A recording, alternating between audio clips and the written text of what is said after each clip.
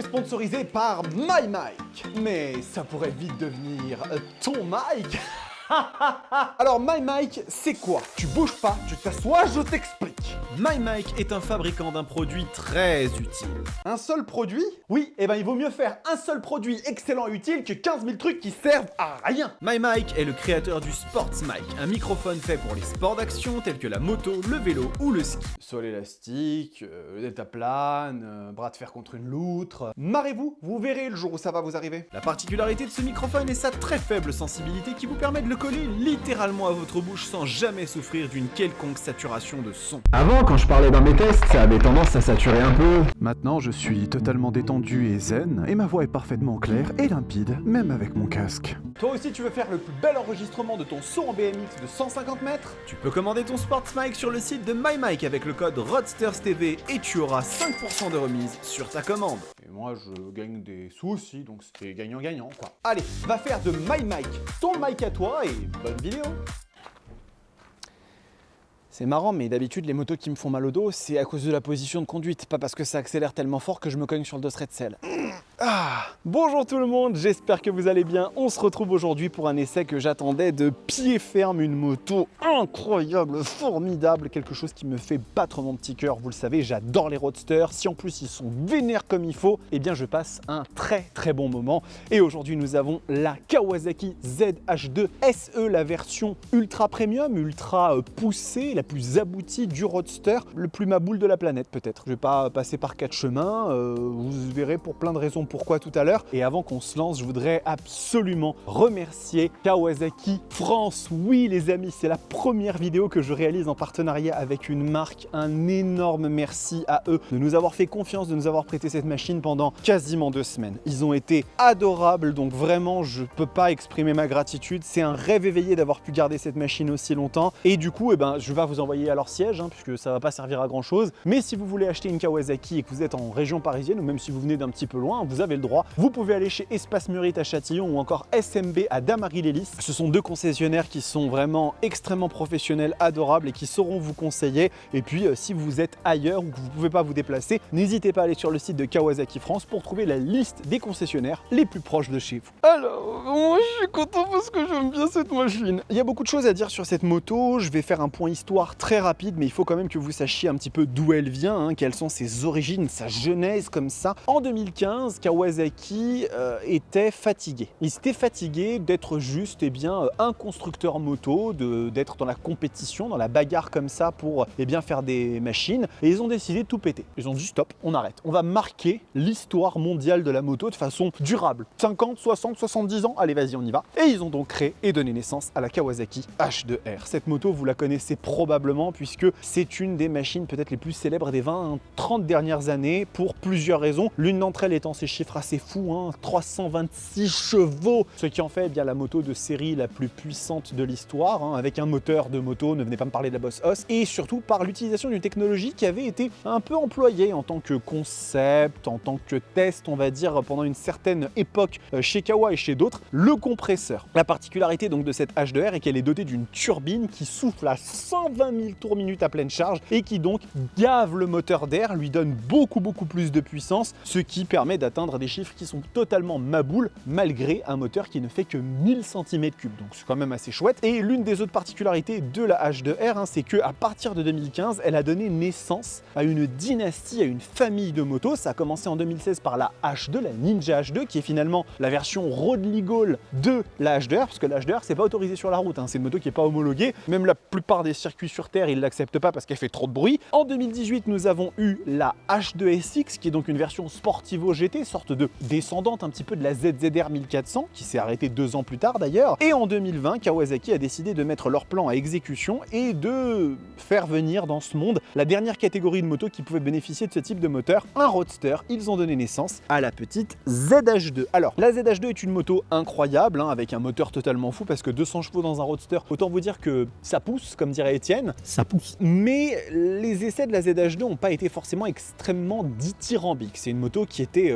acclamé par sa poussée totalement folle, mais châssis, suspension, freinage, c'était pas forcément dingue, et donc l'année d'après, Akashi, Kawasaki, ont revu leur copie et ont décidé de sortir la ZH2 SE, qui est donc équipée de certaines choses qui vont la rendre beaucoup plus appétante à ensorceler, à charmer tout le monde, hein. Donc ça c'est quelque chose dont on verra si c'est le cas ou pas pendant l'essai. Mais voilà, cette moto a beaucoup de trucs intéressants qu'on peut dire dessus, et donc nous allons commencer sans plus tarder. Je fais juste un point très rapide, si vous ne connaissez pas cette chaîne, que vous la découvrez avec cette vidéo, bienvenue déjà sur Roadsters TV. Je fais des essais de moto, de la vulgarisation des tops. Je suis surtout extrêmement passionné de ces petits engins à deux roues, et on essaye de faire tout ça avec de la bonne humeur et quelques conneries de temps en temps quand même, hein. Ça fait pas de mal de dire des bêtises. Donc voilà, n'hésitez pas à vous abonner si ça vous plaît. On y va, c'est parti. Alors, première chose à dire sur cette machine, c'est le look. La ZH2 est une moto qui ne laissera pas indifférent, comme l'a été en son temps la Suzuki B-King, avec laquelle elle partage énormément de points communs, hein. C'est pour moi une descendante directe. Cette moto est un animal sur deux roues. Vraiment, elle évoque quelque chose d'extrêmement prédateur,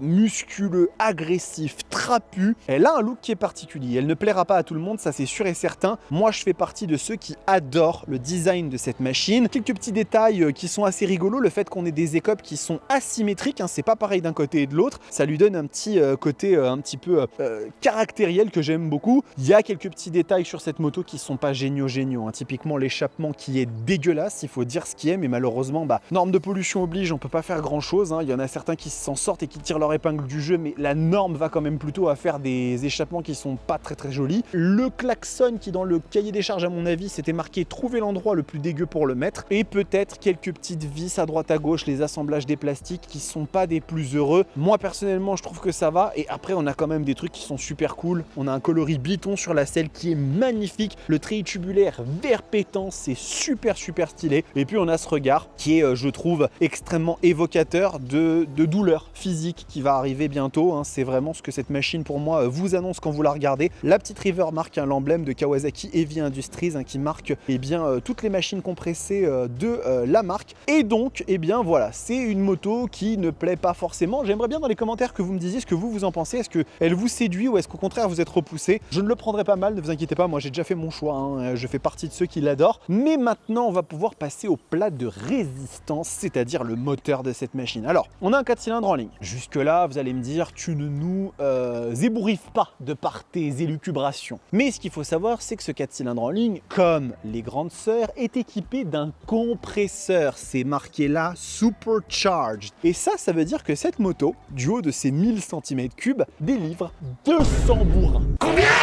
200 chevaux. Déjà, c'est une valeur qui calme un petit peu, parce que je sais pas si vous vous faites à l'idée, mais il y a 5-6 ans, 200 chevaux sur un roadster, c'était inenvisageable. C'était plutôt des valeurs d'hyper sportives. Mais surtout, ce qui fait la différence, c'est que des motos roadster de 1000 cm3 environ qui sortent 200 ou plus de chevaux, ça existe aujourd'hui. La M1000R chez BMW, la Street Fighter V4 chez Ducati, la MV Agusta Brutal 1000RR. La différence, c'est que cette moto, elle délivre 137 Nm de couple.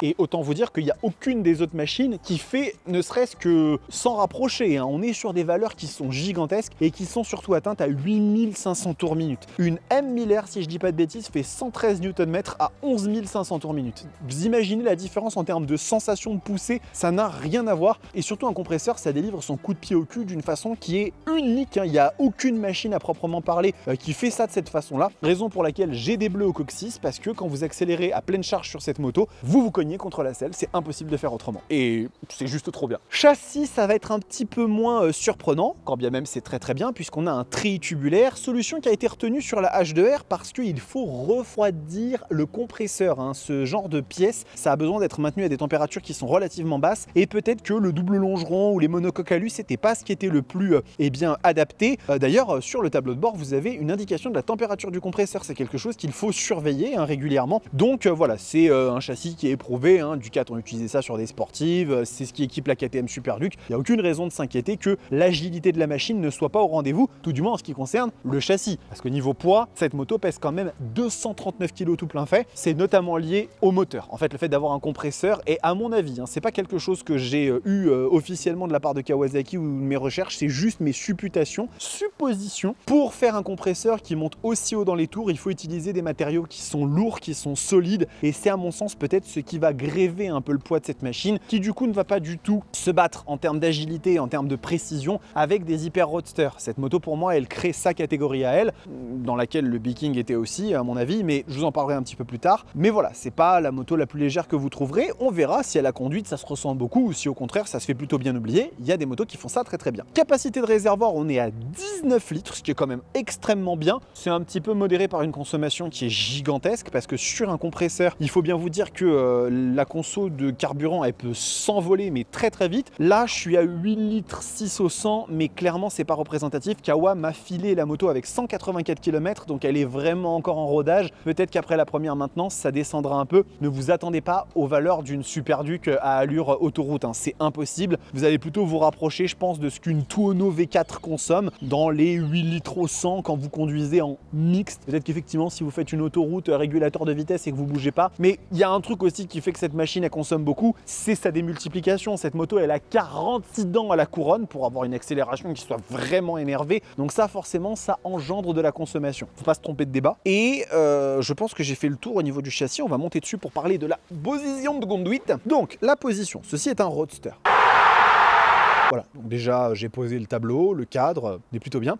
On va aller chercher le guidon qui est un petit peu en cintre comme ça. Il est d'ailleurs même pas tout à fait droit, hein. Il est bien remonté vers nous. Ça fait presque penser au demi-bracelet d'une sportive. Mais par contre en termes de position, on n'a aucun appui, hein. C'est juste un petit balancement vers l'avant, histoire d'être bien, d'avoir un peu de contrôle sur la machine. Et par contre, au niveau des jambes, elles vont être, elles, un peu plus repliées que ce qu'on peut avoir sur une Super Duke. Alors ça s'explique à cause de la hauteur de celle, parce que celle-ci est assez basse pour permettre à beaucoup de gens de pouvoir monter dessus. Moi je fais 1m89, mes jambes sont pliées, hein. C'est vraiment là j'ai de la marge, donc on va quand même aller chercher un petit peu. Et quelque chose dont je vous parlerai dans le tour dynamique, c'est que les jambes sont très écartées sur cette moto, ce qui est particulier comme feeling, mais ça ressemble beaucoup au Viking. Encore une fois, est-ce que ça va perturber la maniabilité? On en parlera un petit peu plus tard. La selle elle est dans la moyenne de ce que les japonais font à ce niveau là, hein. Suzuki, Yamaha, Kawa, ils ont toujours fait des selles qui sont plutôt confortables sans forcément être des fauteuils. Sur cette catégorie de moto c'est pas nécessaire, mais je pense que vous pouvez enchaîner quelques bornes à son bord sans avoir trop mal aux fesses. Hop, allez. On va enchaîner avec la partie cycle puisqu'il faut parler de la suspension, chose sur laquelle eh bien, les journalistes et la presse s'étaient un petit peu prononcés négativement sur la première ZH2. Ici Kawa a revu la copie et a installé une fourche Showa semi-active, hein, donc avec des électrovannes qui ajustent en temps réel le comportement de la fourche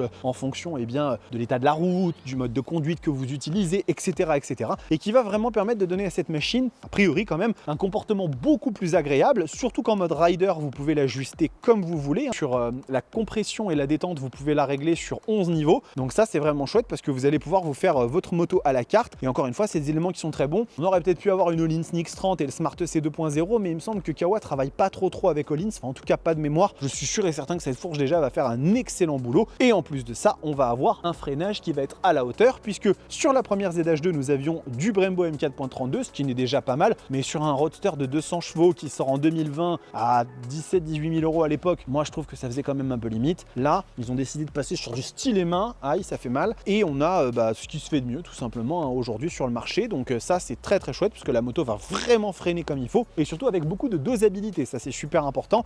C'est pas juste une question de puissance parce que je pense qu'il n'y a pas tellement d'écart entre du M50 et la génération juste avant et le stylet main, c'est vraiment plus la dosabilité du freinage. Tout ça c'est accompagné de Durit Aviation, très bien, hein. Les japonais qui commencent vraiment à se mettre dans ce game là de la Durit Avia, c'est super cool. Et une partie cyclique qui va très bien faire le boulot. On a un pneu arrière 290, Diablo Rosso 3, un pneu qui est extrêmement sympa pour son côté mixte. C'est vraiment l'équivalent chez Pirelli des Road 6 ou des Metzeler M9 RR. Seule chose que je peux regretter sur ce genre de pneu, c'est que ça fond assez vite quand même, en 4-5 000 km, surtout avec une moto qui a autant de couple que celle-là, ça peut être rapidement un peu embêtant. On va finir par parler de la technologie de la petite moto. Donc une chose à savoir sur cette machine, c'est qu'on n'a pas de keyless. Bon voilà, hein, toutes les marques ne le font pas. Le tableau de bord est un petit peu décevant, je trouve. C'est une dalle 4,3 pouces qui est reprise tout simplement de la Ninja et de la Z650 et sans doute d'autres motos de la marque. Je trouve qu'à ce prix-là, on aurait pu avoir quand même un écran un petit peu plus grand. La H2SX a une dalle qui est magnifique, la nouvelle, peut-être une version un petit peu plus réduite aurait été cool. Bon, toujours est-il que les informations sont lisibles, on a une jauge à essence, on a les warnings, enfin la moto au niveau ergo, elle est plutôt cool. On est équipé en full LED sur l'éclairage, ça c'est parfait, ça éclaire très bien, il n'y a aucun souci. Et après en termes de technologie, la moto elle est bien dotée puisqu'on va avoir 4 modes de conduite, dont un qui est personnalisable, les habituels pluie, route, sport et le mode rider qui est vraiment ajustable à la carte. On va avoir du contrôle de traction, un ABS dans l'angle, un quick shifter up and down, un régulateur de vitesse, un anti-wheeling qui est mélangé au contrôle de traction je crois, et puis un launch control. Donc la moto est super bien équipée, enfin il n'y a pas vraiment grand autre chose qu'on pourrait lui demander à ce niveau-là. Et en plus elle est équipée des suspensions semi-actives, ce qui donne donc à cette machine un vrai positionnement technologique qui est très chouette. Nous allons démarrer le moteur pour voir un petit peu comment ça sonne cet engin. Alors, comme vous pouvez le voir, c'est un bruit qui est assez standard pour un 4 cylindres en ligne. Aujourd'hui, avec les normes Euro 5, c'est vrai que ça étouffe un petit peu. Je dirais pas que c'est un son qui est complètement muet, on l'entend quand même la moto, mais ça reste quand même un chant assez classique. C'est quelque chose à laquelle on est un petit peu habitué. Je tourne rapidement la poignée vite fait. On lui sent quand même une petite velléité assez énervée à cette machine. Vous entendrez pendant la partie dynamique, si mon micro est bien réglé, le petit sifflement caractéristique du compresseur. Vous m'avez pas entendu là, ça sert à rien. Et voilà, on va arrêter ici le moteur. Il reste plus qu'à prendre cette espèce de bâton de dynamite à mèche courte et d'aller voir ce que ça donne sur la route. Allez les amis, c'est parti pour la partie dynamique de l'E7, cette Kawasaki ZH2 SE. Et vous devez remarquer un petit changement au niveau du son puisque comme le suggérait le début de cette vidéo, le petit sponsoring avec MyMic, c'est le micro que je suis en train d'utiliser et normalement la qualité de son devrait être bien meilleure. Alors c'est encore une ébauche, c'est encore un test, peut-être que ce ne sera pas parfait, mais normalement on commence déjà à avoir des résultats qui sont quand même assez sympas. Donc voilà, bien évidemment l'objectif c'est de continuer à faire évoluer la qualité des essais. J'ai petite idée de rajouter une petite caméra Insta360 pour, vous savez, avoir une vision de moi et même des plans un peu différents. Vous me direz ce que vous en pensez dans les commentaires, mais en tout cas trêve de bavardage, je suis ravi d'être à bord d'un vaisseau spatial, d'une moto qui est hallucinante et pas du tout comme les autres, la Kawasaki ZH2 version SE, comme je vous l'ai expliqué, avec les suspensions semi-actives et surtout le freinage Brembo Stylema. Et clairement, sans plus faire de mystère, oh mon dieu, oh là là, oh c'est incroyable, vraiment c'est hallucinant, c'est une accélération comme je n'en ai jamais ressenti de ma vie. C'est simple, vous vous mettez en troisième à 6000 tours minute au moment où le compresseur se réveille, vous tournez la poignée et en fait vous vous retrouvez, aïe putain, vous vous retrouvez constamment cogné contre l'arrière de votre siège, de votre selle. C'est impossible à contrôler, c'est un truc de fou, c'est d'une violence hallucinante et je préfère vous le dire tout de suite, c'est impossible, humainement impossible de tourner la poignée à fond à partir de 6000 tours minute sur le premier, deuxième, troisième rapport, voire même le quatrième. C'est beaucoup trop terrifiant. Cette moto délivre une sensation d'accélération qui est proprement hallucinante. Comme je vous l'avais expliqué dans le tour statique, au niveau de la démultiplication de cette moto, on est sur 46 dents à la couronne, ce qui en fait quand même quelque chose d'extrêmement court. Et du coup, l'accélération, elle est violente. On s'en refera quelques petits coups un peu plus tard, mais c'est hallucinant et ça fonctionne vraiment d'une manière très différente d'un 4 cylindres en ligne, peut-être un peu plus gros en termes de cylindrée. Là, on a le compresseur qui fait que à 6000, tout se réveille. C'est délicieux, vraiment, c'est une sensation qui est juste prodigieuse. Bon, on est un petit peu en ville maintenant, donc parlons un petit peu des aspects pratiques de la moto. La position de conduite, comme je vous l'avais expliqué dans le tour statique, elle est très relax, ça reste quand même une position qui est extrêmement agréable. Est-ce que je vais réussir à faire la petite phase, vous la connaissez, ce jeu où on essaie de rester sur la moto jusqu'à ce que ça repasse au vert sans poser les pieds au sol, vous avez tous fait ça bien évidemment. Position qui est extrêmement relax, qui est sans aucun appui. Le seul truc qui trahit un petit peu l'aspect sportif de cette moto, c'est vraiment les jambes qui sont un peu plus relevées que sur une Z650 ou une MT-07, rien de bien extraordinaire. Et les jambes sont très écartées. Salut à toi ami motard, j'adore ça, ça me fait bien évidemment penser au B-King si vous avez eu l'occasion d'essayer cette moto. C'est une machine qui vous écarte énormément les cuisses parce qu'il y a un gros réservoir, contrairement à tous les hyper roadsters de la production qui sont hyper fins comme la Super Duke, la Tuono, la Street Fighter. Là on est vraiment sur la sensation de chevaucher une bête quoi, un truc vraiment extrêmement bestial et c'est super agréable, on a l'impression d'être en train de faire du rodéo, vous voyez, j'adore cette sensation. Ça, c'est probablement au détriment un peu de l'agilité parce que quand on enserre bien la machine avec un réservoir fin, ça permet forcément un petit peu plus de folie, mais clairement pour moi c'est pas dérangeant quand on se rend compte de la sensation que ça donne et vraiment de ce côté hyper valorisant. Moi j'adore ça. Et bien écoutez, au niveau de l'ergonomie, tout est à l'avenant. On va quand même profiter un tout petit peu d'avoir des petites courbes pour se refaire un petit tour côté châssis et je reviendrai juste après aux aspects pratiques. Là vous voyez, je suis à 6000, c'est un passage en vitesse lumière, c'est hallucinant. Ça vous colle littéralement à l'arrière de votre selle. Le châssis de cette moto est vraiment très bon, malgré son poids. Elle fait 239 kg tout plein fait. On a un ami motard devant nous qui est en train de faire le même chemin que nous. Et ben écoutez, c'est impressionnant, c'est vraiment impressionnant de voir à quel point cette machine elle est excessivement agile malgré son poids et les suspensions semi-actives font un travail qui est fantastique. C'est dingue, franchement, c'est dingue à quel point elle est naturelle, elle est intuitive.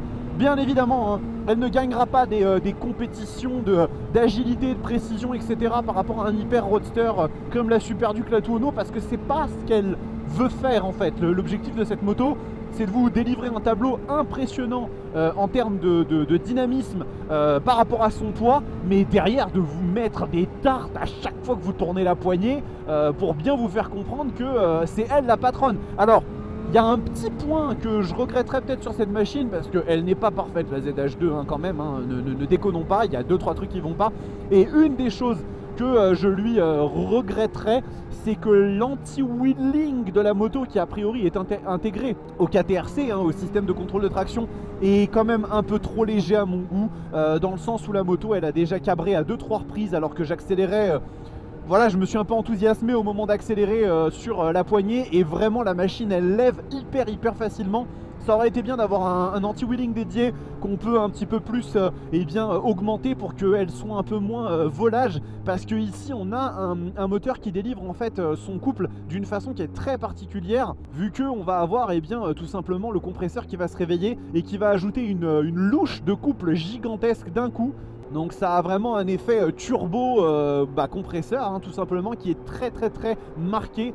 C'est vraiment un des points que j'aurais pu un tout petit peu regretter, peut-être pour une version 2024, qui sait. Tout à l'heure on parlait d'ergonomie, bien écoutez, cette dernière est extraordinaire. J'adore cette moto, en termes de manipulation, déjà en ville ça se manie extrêmement bien, les 239 kg se font oublier aussi bien en dynamique qu'en urbain. Et au niveau des commodos, je les aime beaucoup, je les trouve très bons, très faciles à aller accéder, ils sont intuitifs. Le bouton warning est parfaitement bien situé, c'est génial, voilà, Kawasaki ils ont tout compris.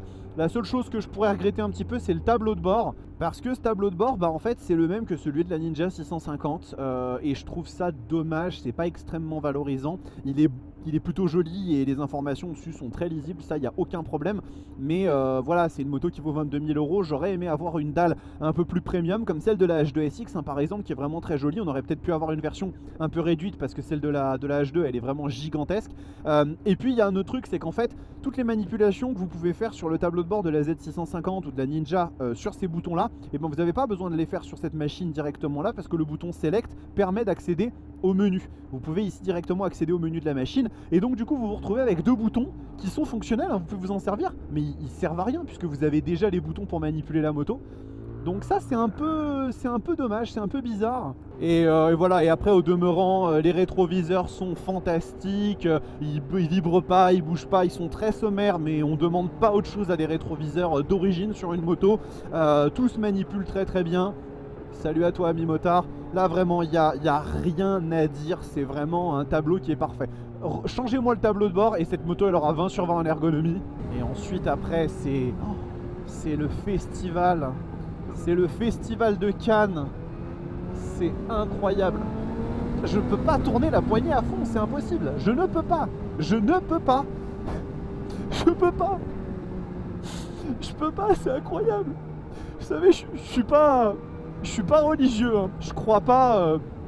Je suis pas voilà, je suis pas très croyant. C'est pas voilà dans ma philosophie. La chaîne, elle est pas là pour ça. Mais quand vous conduisez un truc comme ça, vous vous demandez s'il n'y a pas une force au-dessus parce que oh là là, c'est incroyable. C'est terrifiant. C'est terrifiant. Vraiment, Kawa, vous êtes des déglingos d'avoir inventé un truc pareil. C'est dingue.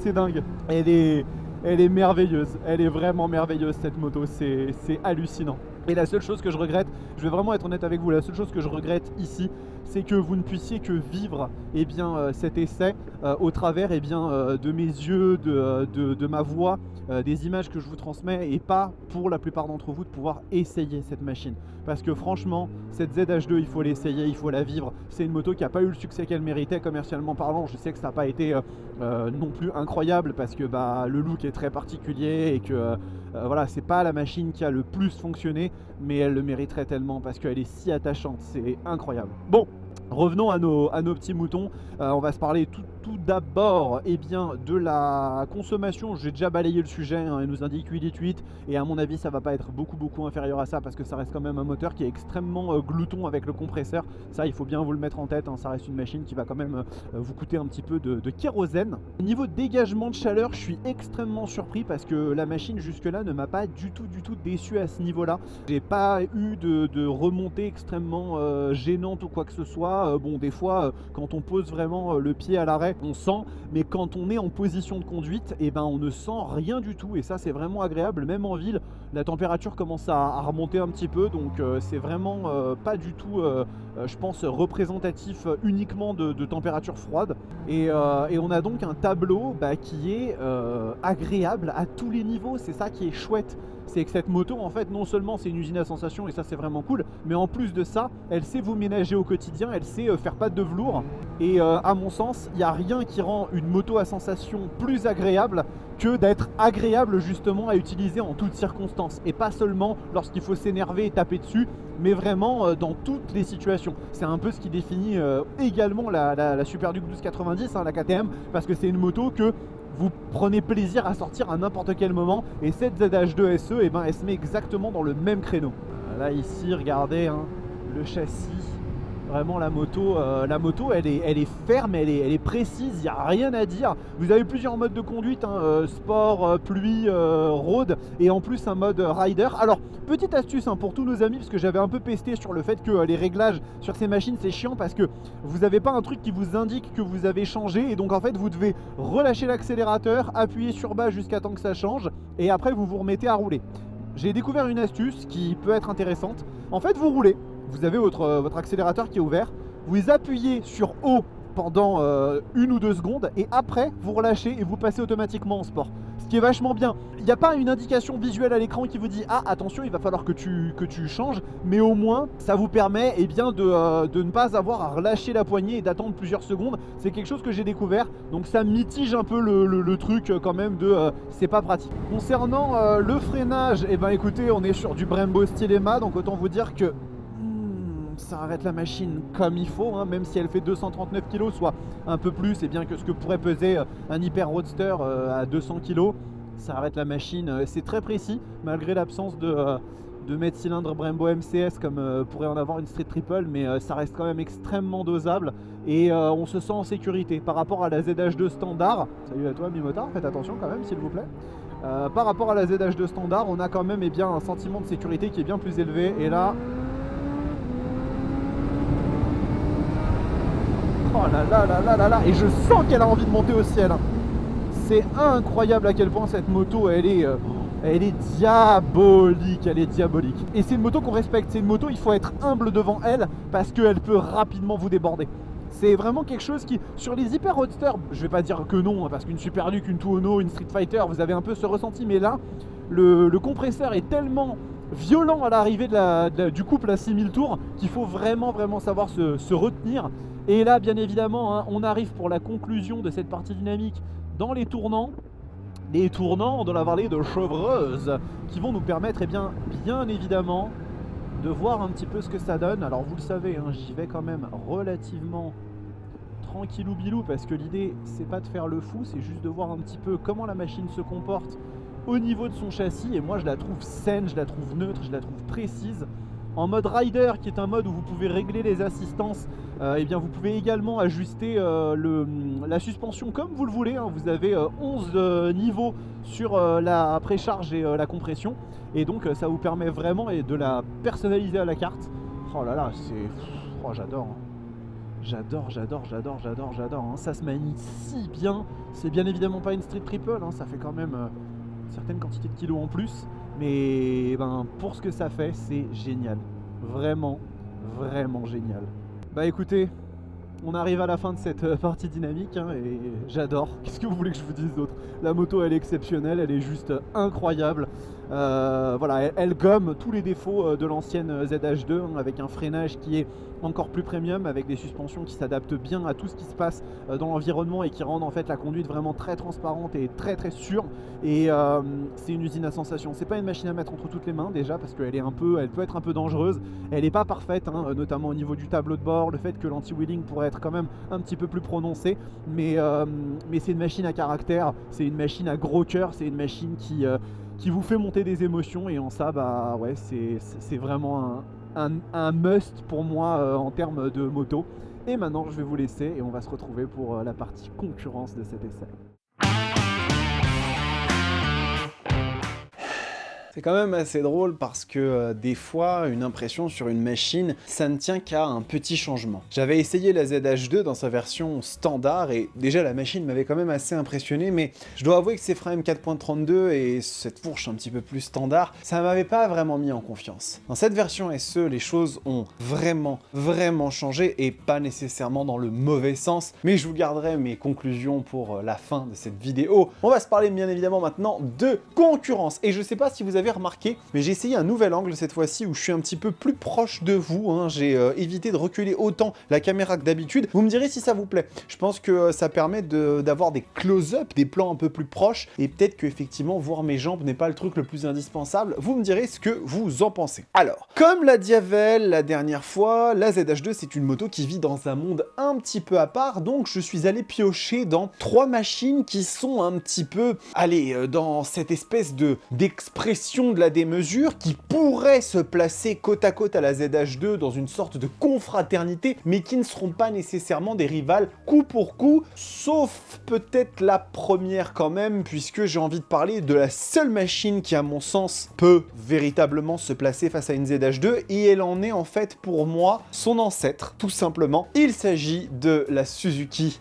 B-King ou B-King, j'ai toujours appelé cette moto comme ça, donc j'ai beaucoup de mal à dire B-King, mais il semblerait que ce soit comme ça, hein, qu'elle s'appelle vraiment cette moto. Alors, on va tout de suite mettre de côté l'objectivité, puisque c'est une de mes motos favorites, hein, de tous les temps. J'en ai possédé 6. Je suis peut-être la personne en France qui a eu le plus de B-King. En fait, je me rends compte à quel point c'est une énorme connerie. C'est une moto qui est incroyable et qui a autant divisé par son aspect, parce qu'au final, le look était quand même assez particulier, que de par, eh bien, ses caractéristiques. Si vous ne le connaissez pas, le B-King n'est ni plus ni moins que la version roadsterisée de l'Hayabusa. C'est-à-dire qu'on a pris le 4 cylindres en ligne de 1340 cm3, hein, la deuxième génération du Faucon Pèlerin, et on l'a mis dans une moto sans carénage qui est un monstre, parce que cette moto sort 183 chevaux. À l'époque, c'était le roadster le plus puissant de la production, et surtout, le B-King est le créateur de la catégorie des hyper roadsters. Même si pour moi, cette catégorie aujourd'hui a été modifiée et qu'en fait,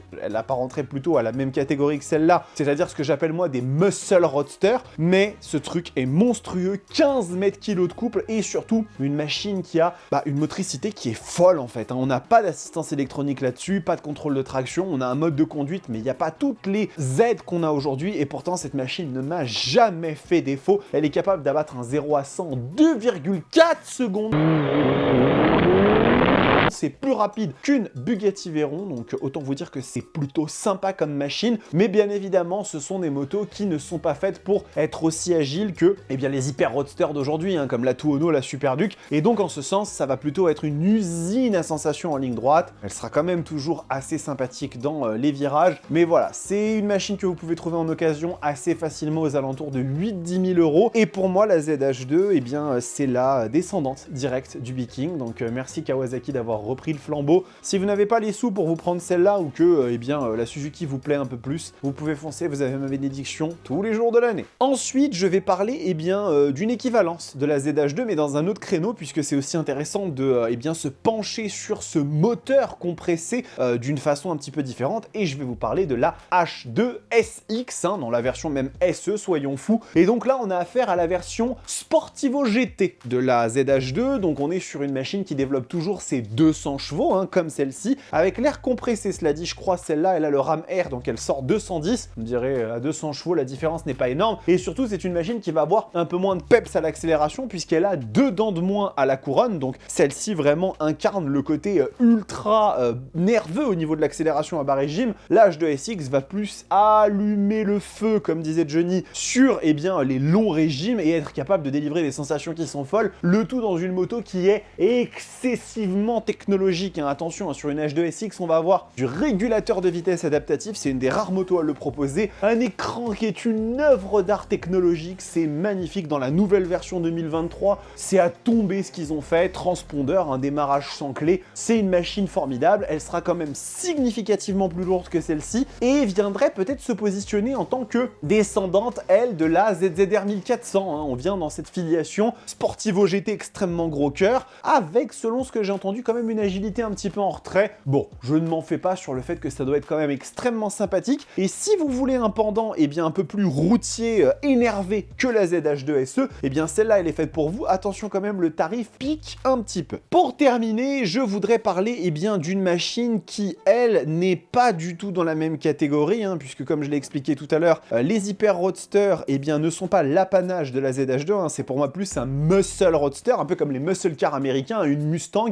vous n'allez pas la confronter à une Ferrari, quand bien même elles auraient des valeurs de puissance qui peuvent être similaires. Et là, j'ai envie de vous parler d'un hyper roadster qui va bientôt arriver, enfin elle est arrivée, elle est déjà en train de secouer assez fort, le monde de la moto, c'est la BMW M1000R. Alors oui, parce que j'avais envie de l'évoquer quand même, cette machine assez foudroyante, il s'agit tout simplement du roadster le plus puissant de la production aujourd'hui, hein. Elle a pulvérisé la Ducati Street Fighter V4S et la MV Agusta Brutal 1000R R. Ne venez pas me parler de la Oro, c'est une machine de salon. Non, parce que je les vois venir, hein, les gars au fond de la classe. Oui, mais la Oro, elle fait 212 chevaux. Une Oro n'est pas faite pour être commercialisée. C'est des machines qui peuvent être vendues en petite série avec des échappements modifiés, avec des ECU, des mappings retravaillés pour sortir plus de chevaux. La version standard d'une MV Agusta Brutal 1000R R sort 208 chevaux, et donc par conséquent, celle-ci, la coiffe au poteau de 2 poneys. C'est pas énorme, mais elle y est quand même, et c'est très violent. Je vais bientôt normalement en avoir une à l'essai, et je me ronge le frein depuis des semaines pour pouvoir vous l'amener, parce que ça va être un truc complètement délirant. Il faut savoir que BMW a été un peu huée à la sortie de la S1000R, parce qu'elle n'exploitait que 160 des 193 chevaux de la S1000R.